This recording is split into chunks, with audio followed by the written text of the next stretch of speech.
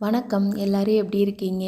இன்னைக்கு ஆடியோட 9வது நாள். ஆடி 2வது வெள்ளி கூட வந்துருச்சு. கடகடன்னு ஓடுது மாசமும் வாரமுன்ற மாரி. கொஞ்சம் பூஜைக்கு பூவெல்லாம் பறித்து எடுத்துக்கலாம் அப்படின்ட்டு ரோஸ் பறிச்சுக்கிட்டு இருந்தேன். என்னதே செடியெல்லாம் க்ளீன் பண்ணினாலும் மறுபடியும் புல் வந்துக்கிட்டே தான் இருக்குது. ஏன்னா நிற்காமல் மழை பெஞ்சிக்கிட்டே இருக்குது.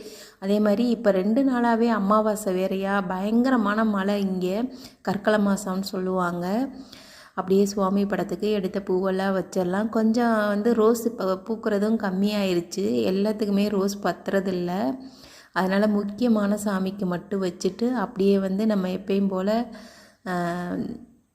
பிச்சி பூவுமே கட்டி வச்சுக்கிறலாம். ஆனால் இந்த பிச்சி பூ ஒரு 10 நாளைக்கு அப்படியே வாடாமலே இருக்குது. ஃப்ரிட்ஜில் வச்சுருக்கையில் ரொம்ப சூப்பராக இருக்குது.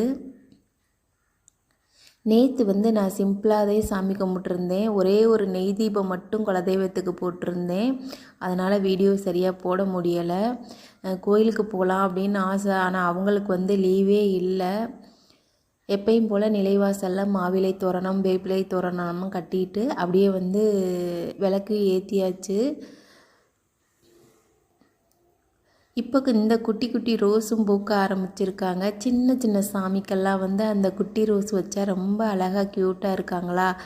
அப்படியே என்னோடய பூஜைக்கு எப்பயும் போல் சாம்பிராணி போட்டுட்டு என்னோடய பூஜையை முடிச்சாச்சு. இன்னும் எந்தெந்த கோயிலுக்கு போனீங்க அப்படின்னு கமெண்ட்டில் சொல்லுங்கள். நான் இன்னும் ஆடி பிறந்ததுலேருந்து கோயிலுக்கு போக முடியலை. போன வாரம் கூட சரி அப்படியே வாசானி அம்மன் கோயிலுக்கு போயிட்டு வரலாம் அப்படின்னு நினச்சேன். ஆனால் டைமே இல்லை. இங்கே கேரளாவில் பெய்கிற மழை அங்கே பொள்ளாச்சிலையுமே பேஞ்சிக்கிட்டே தான் இருக்குது. கொஞ்சம் வெயில் அடித்தா கூட எங்கள்